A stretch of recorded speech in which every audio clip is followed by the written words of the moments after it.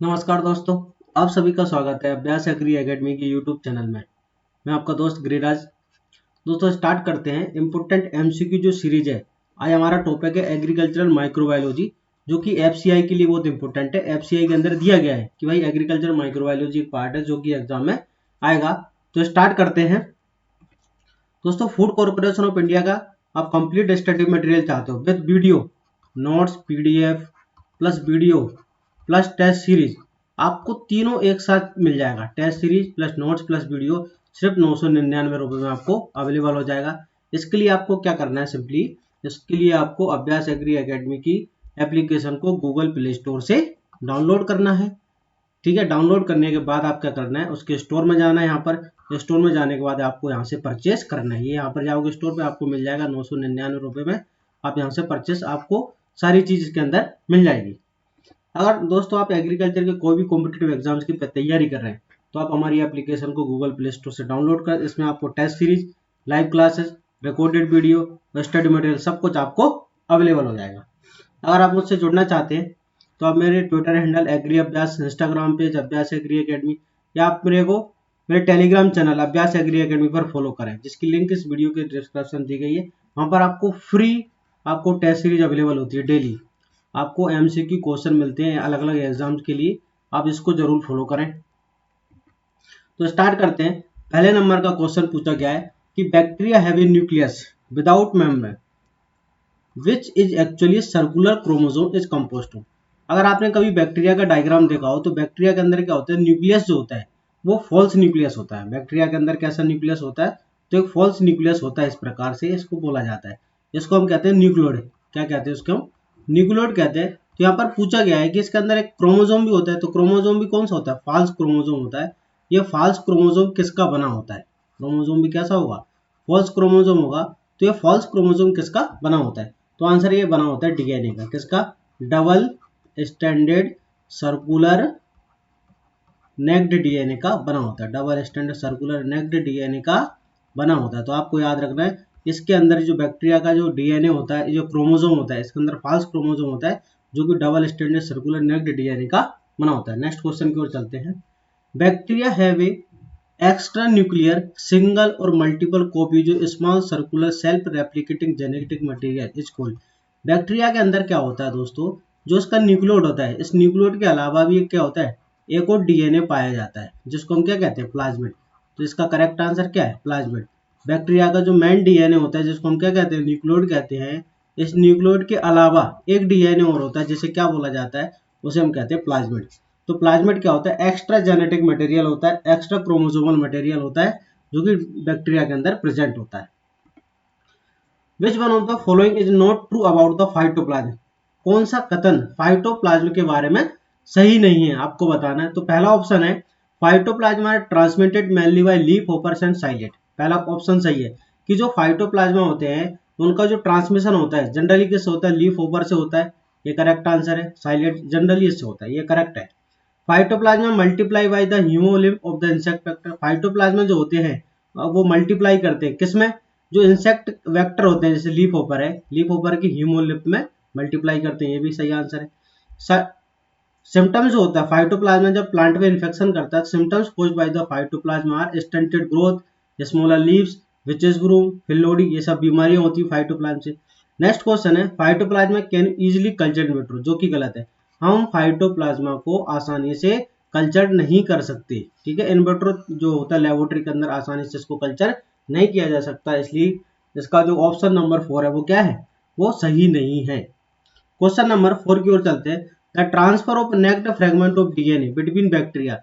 दो बैक्टीरिया के बीच में जब डीएनए सेगमेंट जो ट्रांसफर होता है उसे क्या कहते हैं? तो उस मेथड को बोलते हैं कॉन्जुगेशन। क्या कहते हैं हम? कॉन्जुगेशन कहते हैं। ठीक है, जब एक बैक्टीरिया का डीएनए दूसरी बैक्टीरिया के डीएनए में with the help of conjugation tube से आता है, उसे क्या बोलते हैं? कॉन्जुगेशन कहते हैं। क्वेश्चन नंबर 5 है which one of the following note about the plasmid. Plasmid के बारे में कौन सा कथन सही नहीं है? देखो इसको क्यों पढ़ना है इस क्वेश्चन को कि एफसीआई के अंदर बायोटेक्नोलॉजी भी इंपॉर्टेंट है ना। बायोटेक दिया है तो बायोटेक के अंदर हमको क्या पढ़ना है? प्लाज्मिड। तो प्लाज्मिड में जितनी जानकारी आपके पास होना चाहिए वो जरूरी है, क्योंकि बायोटेक भी है, एग्रीकल्चर माइक्रोबायोलॉजी भी है। तो प्लाज्मिड बहुत इंपॉर्टेंट है हमारे लिए। तो plasmid carry non essential genes and are dispensable, सही है। प्लाज्मिड का नॉन एसेंशियल जीन होती है। Plasmid having the maleness properties called male factor, F factor. जिस बैक्टीरिया के अंदर प्लाज्मिड होता है, एफ प्लाज्मिड, ठीक है, उसे क्या बोलते हैं, मेल कहते हैं, मेल या डोनर कहते हैं, ठीक है। इसके बाद plasmid extra chromosomal autonomous material होता है, ये भी सही है। All plasmid consist of single standard DNA, ये की गलत है। प्लाज्मिड जो होता है इसके अंदर भी डीएनए होता है, अभी मैंने आपको बताया। प्लाज्मिड के अंदर कैसा डीएनए होता है, double standard circular DNA. Plasmid के अंदर कैसा डीएनए होता है, डबल स्टैंडर्ड सर्कुलर डीएनए होता है। तो इसका करेक्ट आंसर क्या है, करेक्ट आंसर है D. Question number 6, Lederberg and Tetam discovered which one of the following process in bacteria इन 1946। दो वैज्ञानिक हैं, लीडरबर्ग एंड टेटम। इन दोनों वैज्ञानिकों ने बैक्टीरिया के अंदर कौन सी प्रोसेस को खोज की है, जो कि 1946 के अंदर। तो इसका करेक्ट आंसर दोस्तों कॉन्जुगेशन। कॉन्जुगेशन की जो खोज है वो लीडरबर्ग एंड टेटम के द्वारा खोजी गई। मैंने आपको बता दिया क्या होती है कि एक बैक्टीरिया का जो प्लाज्मिड होता है with the help of conjugation tube दूसरे बैक्टीरिया के अंदर ट्रांसफर हो जाता है। Question number 7, gene responsible for pathogenicity and elicitation of hyper sensitive reaction is known है, कि बैक्टीरिया के अंदर कौन सी जीन जो होती है किसके लिए, फाइटोजेनेसिटी, जो पैथोजेनेसिटी जो होती है, कौन सी, पैथोजेनेसिटी, जिसके कारण क्या होती है, बीमारी होती है। तो कौन सी जीन पैथोजेनेसिटी या फिर इलिसिटेशन के लिए ऑफ हाइपर सेंसिटिव के लिए जरूरी होती है। तो इसका आंसर होता है एचआरपी जीन। कौन सी जीन होती है, एचआरपी जीन होती है। Gene responsible for pathogenicity and elicitation of hyper sensitive reaction, वो कौन सी जीन होती है। तो इसका आंसर होता है एच। ये भी राजस्थान के एग्जाम में पूछा गया था ये क्वेश्चन, आरपीएससी के अंदर ये वाला क्वेश्चन पूछा हुआ है, एचआरपी जीन से। क्वेश्चन नंबर 8 है, फास्टिडियस फ्लोएम और फ्लोएम इनिवेटिंग बैक्टीरिया पर thought to be for several years, ठीक है। कौन सा होता है, fastidious bacteria, xylem inhabiting bacteria, जो कि बहुत सालों तक पड़ा रहता है फ्लोएम के अंदर, वो कौन सा होता है। तो आंसर है, इसको कहते हैं हम रिकेट्सिया लाइक ऑर्गेनिज्म। क्या कहते हैं इसको, हम रिकेट्सिया लाइक ऑर्गेनिज्म कहते हैं। क्वेश्चन नंबर 9, बैक्टीरियोफेज जनरली क्या होते हैं। बैक्टीरियोफेज क्या वायरस होता है, बैक्टीरिया होता है, विटेलो। तो आंसर है कि बैक्टीरियोफेज जनरली क्या होते हैं, वायरस होते हैं। बैक्टीरियोफेज जो क्या होता है, जनरली वायरस होते हैं। तो हम बात करते हैं बैक्टीरियोफेज के बारे में कि बैक्टीरियोफेज की जो डिस्कवरी की गई थी वो किसके द्वारा की गई है। तो बैक्टीरियोफेज की डिस्कवरी एफ.डब्ल्यू. टॉड के द्वारा, एफ.डब्ल्यू. टॉड के द्वारा की गई है, ठीक है। इस जो टर्म दी है बैक्टीरियोफेज टर्म किसके द्वारा दी गई है, बैक्टीरियोफेज टर्म दी गई है फेलिक्स डी हर्ले। किसके द्वारा, फेलिक्स डी हर्ले के द्वारा बैक्टीरियोफेज टर्म दी गई है। क्लियर है। बैक्टीरियोफेज का जो जेनेटिक मटेरियल होता है वो डबल स्टैंडर्ड डीएनए होता है, याद रखना आपको, डबल स्टैंड, ये भी बहुत इंपॉर्टेंट एग्जाम में पूछा जाता है। क्वेश्चन नंबर 10 है, विटेलो विब्रियो इज एक्चुअली कहता है। देखो विटेलो विब्रियो बैक्टीरियोबोरस एक बैक्टीरिया होता है जो कि गंगा नदी के अंदर है ना, गंगा नदी के पानी को शुद्ध करता है, प्यूरिटी ऑफ वाटर करता है, गंगा नदी के पानी को सही करता है। Question number 11, sandal spike disease of sandal, मतलब चंदन के अंदर एक बीमारी होती है सैंडल स्पाइक, जो कि किसके द्वारा होती है, जो कि किससे होती है, आप सभी ने पढ़ा होगा, माइकोप्लाज्मा, या फिर इसको कहते हैं हम फाइटोप्लाज्मा। किसके द्वारा होती है, फाइटोप्लाज्मा के द्वारा होती है। Question number 12, gram negative bacteria cell wall lacking in, ठीक है। जो ग्राम नेगेटिव बैक्टीरिया होता है उसकी सेल वॉल के अंदर क्या अनुपस्थित होता है, क्या एब्सेंट होता है।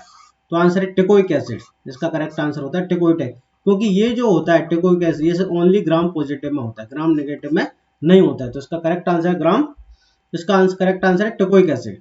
क्वेश्चन नंबर 13, इन ग्राम स्टेनिंग क्लेविवेक्टर जो होता है किस कलर का रंग आता है। तो आंसर है वॉयलेट। देखो ग्राम स्टेनिंग टेक्निक अगर आप किसी को पता नहीं है तो मैं आपको बता देता हूँ कि ग्राम स्टेनिंग टेक्निक क्या होती है। देखो सबसे पहले ग्राम नाम के साइंटिस्ट ने क्या किया कि बैक्टीरिया को स्टडी करने के लिए स्टेनिंग टेक्निक की डिस्कवरी की। सबसे पहले क्या करते हैं हम, जो स्लाइड होती है वो स्लाइड के ऊपर क्या करते हैं, उसके ऊपर क्रिस्टल वॉयलेट, कौन सा सॉल्यूशन डालते हैं, क्रिस्टल वॉयलेट सॉल्यूशन छिड़काव करते हैं। क्रिस्टल वॉयलेट के बाद क्या डालते हैं, तो आंसर है पोटेशियम आयोडाइड। क्या डालते हैं, पोटेशियम आयोडाइड सॉल्यूशन। फिर इसके बाद क्या करते हैं, एल्कोहल से वॉश करते हैं। क्या करते हैं, वॉशिंग विथ एल्कोहल, एल्कोहल से धोते हैं इसको, एल्कोहल एंड एसीटोन, ठीक है, इसके द्वारा इसको साफ करते हैं। और इसके बाद फिर इसको माइक्रोस्कोप में देखते हैं। तो जो बैक्टीरिया हमको पर्पल दिखेगा, कैसा दिखता है, पर्पल या फिर वॉयलेट दिखता है, ठीक है, वो क्या होता है, ग्राम पॉजिटिव होता है। और जो कलरलेस दिखता है, क्या दिखता है, कलरलेस, वो क्या होता है, ग्राम वो होता है ग्राम नेगेटिव बैक्टीरिया। ठीक है, वो ग्राम नेगेटिव जो कलरलेस। तो यहाँ पर क्लेविबैक्टर जो होता है कैसा दिखता है, वोलेट कलर, मतलब ग्राम पॉजिटिव है। वायरसेस कैन बी, तो वायरसेस जो होते हैं क्रिस्टलाइज होता है, हीट इनएक्टिवेटेड होता है, तो करेक्ट आंसर सी है। Question number 15, viruses do not have their own, viruses के पास खुद का क्या नहीं होता, तो खुद की कोई मेटाबॉलिज्म नहीं होती, सही है। रेस्पिरेटरी सिस्टम नहीं होता, सही है। स्पोर्स नहीं होते, तो करेक्ट आंसर क्या है, तो आंसर है कि उसके पास खुद का कुछ भी नहीं होता। वायरस क्या है, एक क्रिस्टलाइन पार्टिकल होता है सिर्फ, या तो जो कि किसका बना होता है, न्यूक्लियोप्रोटीन। वायरस किसका बना होता है, न्यूक्लियोप्रोटीन। वायरस जो बना होता है न्यूक्लियोप्रोटीन, या तो डीएनए प्लस प्रोटीन या फिर आरएनए प्लस प्रोटीन का बना होता है। आरएनए प्लस प्रोटीन, इन दोनों का बना होता है। Clear. Next question, the protein subunit arrange in the surface of the virus particle are known as, देखो वायरस जो प्रोटीन होती है, वायरस में जो प्रोटीन कोट होता है उसे हम कहते हैं कैप्सिड। वायरस प्रोटीन के अंदर क्या कहते हैं, कैप्सिड। लेकिन यहाँ पर पूछा गया कि जो प्रोटीन सब यूनिट्स होती है, इस कैप्सिड की क्या होती है, छोटी छोटी यूनिट्स होती हैं। अगर ये कैप्सिड है ना, तो इसके चारों छोटी छोटी क्या होती है, यूनिट्स प्रेजेंट होती हैं। तो प्रोटीन कोट की जो यूनिट्स होती है उन्हें क्या बोलते हैं, कैप्सोमियर कहते हैं। क्या बोलते हैं उनको हम, कैप्सोमियर। तो यहाँ पर करेक्ट आंसर क्या है दोस्तों, कैप्सोमियर इसका करेक्ट आंसर है। Question number 17, which one of the following not true, कौन सा कथन सत्य नहीं है। Virus is a nucleoprotein, सही है। Virus multiply only living cell, बिल्कुल करेक्ट आंसर है। वायरसेस आर इन्फेक्शियस, जिसका करेक्ट आंसर नहीं है। Virus can not infect bacteria, तो ये ठीक है। ऑल वायरसेस आर इन्फेक्शियस, ये क्या 17 नंबर का जो क्वेश्चन है, वायरस कैन नॉट इन्फेक्ट, इसमें क्या पूछा है उन्होंने, नॉट ट्रू, तो ये आंसर हो गया ना। करेक्ट आंसर क्या है, ऑल वायरसेस आर इन्फेक्शियस, ये बिल्कुल सही है, सभी वायरस इन्फेक्शियस होते हैं। वायरसेस कैन नॉट, है ना, इन्फेक्ट, ये क्या है, ये गलत है, क्योंकि वायरस बैक्टीरिया को इन्फेक्ट कर सकता है। यहाँ पर कैन नॉट लिखा ना, यहाँ पर लिखा है कि वायरस बैक्टीरिया को इन्फेक्ट नहीं कर सकता, लेकिन कर सकता है। तो यहाँ पर करेक्ट आंसर क्या है, तो D. Virus can not be transmitted, कि वायरस किसके द्वारा ट्रांसमिट नहीं होता है, तो देखो जनरली सीड के द्वारा हो सकता है, फंगस से होता है, नेमेटोड्स, मतलब किसके द्वारा, तो इसका करेक्ट आंसर क्या है, एयर। जनरली वायरस जो है एयर के द्वारा ट्रांसमिट नहीं होता है, जनरली ऐसा माना जाता है, क्योंकि लिविंग टू लिविंग ही क्या होता है, ट्रांसमिट होता है। क्वेश्चन नंबर 19 है, which one of the following is not true, कौन सा कथन सत्य नहीं है, आपको बताना ट्रू नहीं है। वायरस डू नॉट डिवाइड, सही है। Viruses have either DNA RNA, ये भी सही है। वायरसेस प्रोड्यूस रिप्रोडक्टिव स्ट्रक्चर, ये गलत है, वायरस के पास कोई भी रिप्रोडक्टिव स्ट्रक्चर नहीं होता है। Virus do not produce toxins, ये गलत है, वायरस टॉक्सिक बनाता है, क्योंकि वायरस शब्द का मतलब ही क्या होता है, जहर होता है। ठीक है, तो यहाँ पर करेक्ट आंसर क्या है, सी है।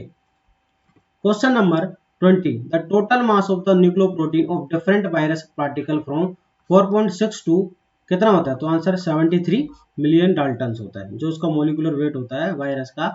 ठीक है, उसका जो वेट है 4.6 से लेके 73 मिलियन डाल्टन है ना, मिलियन डाल्टन होता है।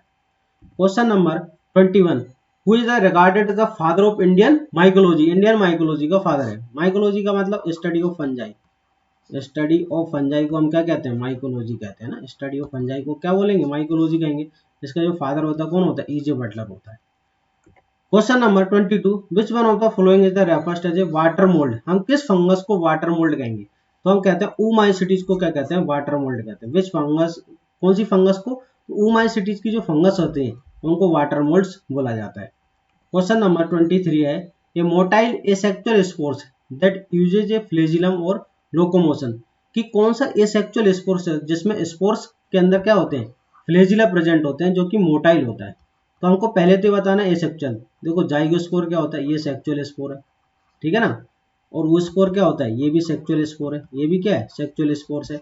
ठीक है, ये जो है जू स्पोर, ये करेक्ट आंसर है। जू स्पोर क्या होता है, ये सेक्चुअल स्पोर्स होता है, जिसके अंदर क्या होते हैं, लोकोमोशन के लिए मोटाइल मीन्स फ्लेजिला प्रेजेंट होते हैं। अब यहाँ पर चौथा ऑप्शन है स्पोरेंजियोस्पोर, देखो इसी का टाइप होता है जू स्पोर, इसलिए ये आंसर नहीं है ना। और एक इसका टाइप होता है एप्लानोस्पोर, ठीक है, एप्लानोस्पोर। तो जो जू स्पोर होता है, ठीक है, ये क्या होता है, जू स्पोर क्या होता है, मोटाइल होता है। और एप्लानोस्पोर क्या होता है, नॉन मोटाइल होता है, क्या होता है, नॉन मोटाइल होता है। Question number 24, basidiospores are, basidiospore जो होते हैं हैप्लोइड होते हैं डिप्लोइड, तो आंसर है हैप्लोइड। बेसिडियोस्पोर क्या होते हैं, हैप्लोइड होते हैं। Question number 25, phylum Basidiomycota contain which one of the following fungi, तो बेसिडोमाइसीटीज फाइलम के अंदर कौन आता है? पफवाल्स आती है, स्टिक होल्स आता है, जेली फंजाई आते हैं। इसका करेक्ट आंसर है उपरोक्त सभी। आई होप आप सभी को बहुत अच्छा लगा होगा। अगर दोस्तों आपको अच्छा लगता है तो आप हमारे यूट्यूब चैनल को लाइक करें, शेयर करें, सब्सक्राइब करें। आपको डेली यहाँ पर आपको क्या मिलेगी, आने वाले दिनों में डेली आपको इम्पोर्टेंट एमसीक्यू सीरीज आपको एफसीआई के लिए और दूसरे जितने भी कॉम्पिटेटिव एग्जाम्स हैं उनके लिए आपको वीडियो लेक्चर्स और एमसीक्यू फ्री उपलब्ध रहेंगे। थैंक यू, धन्यवाद।